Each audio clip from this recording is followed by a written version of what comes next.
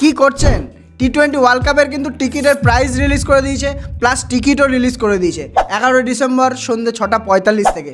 জানি অনেকে পেয়েছে অনেকে পাননি, কিন্তু যারা এখনো টিকিট কাটতে পারেনি তাদের জন্য কিন্তু এই ভিডিওটা। তো টিকিটের প্রাইস কত হতে চলেছে ইন্ডিয়া ম্যাচের প্লাস নন ইন্ডিয়া ম্যাচের। তো সবার প্রথমে যদি আমরা 4টে ম্যাচের কথা বলি, ইন্ডিয়ার ম্যাচের কথা, তো ওয়াংখেড়েতে ইন্ডিয়া ভার্সেস ইউএসের খেলা হতে চলেছে।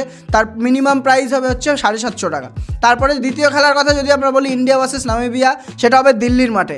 তো টোটাল একটা মিনিমাম প্রাইস হবে 500 টাকা। আর ইন্ডিয়া পাকিস্তানের ম্যাচ হতে চলেছে কিন্তু কলম্বোতে, যেটা ওখানকার টাকায় হচ্ছে 2500 LKR, আর ভারতীয় টাকায় 735 টাকা মাত্র। আর ফোর্থ ম্যাচ ইন্ডিয়া ভার্সেস নেদারল্যান্ডের ম্যাচ হতে চলেছে আহমেদাবাদের মাঠে, যেখানে মিনিমাম প্রাইস থাকবে কিন্তু 500 টাকা।